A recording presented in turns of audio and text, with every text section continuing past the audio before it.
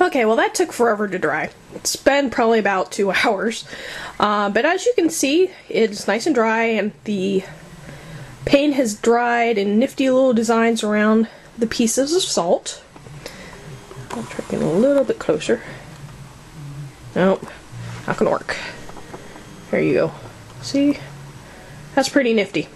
And now what I'm going to do is I'm going to dust it off into the trash can and do yet another layer.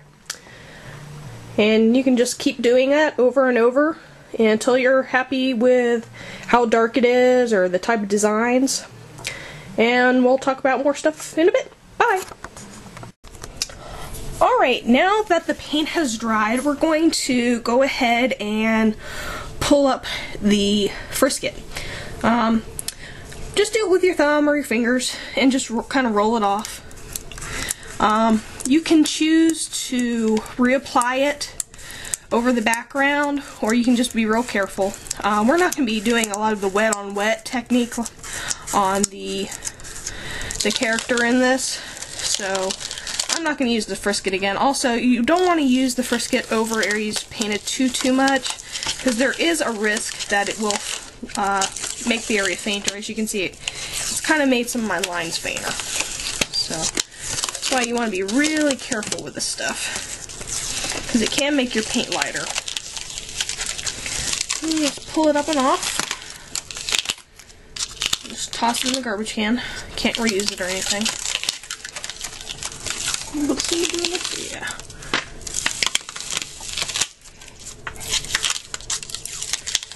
And after you've pulled it off, we'll start painting some more. Let's see. And before you start painting, you want to go back over the areas to make sure you really have gotten it all off, because it does like to stick. You don't want to interfere with the painting at all. A little bit stuck there. Make sure you've gotten all the salt off. Got a little bit stuck here, so I'm just going to scratch that. Scratch it off with my fingernail. Try not to rip the paper or anything. There we go. And you could go back over and re-ink, but I like to do that after I finish painting. So let's use some peach color. I've got a flesh tone here somewhere. Here we go. And take my plate. See, it's still got all that paint on there. It's probably a better idea to get a fresh one, but I'm running out, so I'm just going to use a little bit here. With normal watercolor, this stuff would come back to life, but it doesn't do quite that much with the acrylic paint. I'm just going to use the side here.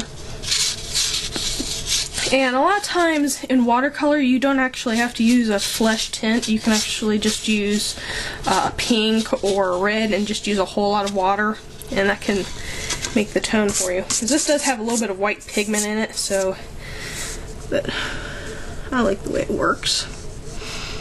Just do it very lightly. Use a lot of water. That's the nice thing about watercolors and the acrylic inks, is you can make it seem almost transparent. Do some really nifty techniques with it. And you want to work fairly quickly, because if it dries, it can show tone differences, and I don't want that to happen. Let's see here. One of the benefits of using a pre-made color is if you run out, you don't have to worry about mixing more and ending up with spots that aren't quite the same hue. Alright, I'm going to continue on painting just like this, and in a bit I will come back and show you some more detail work.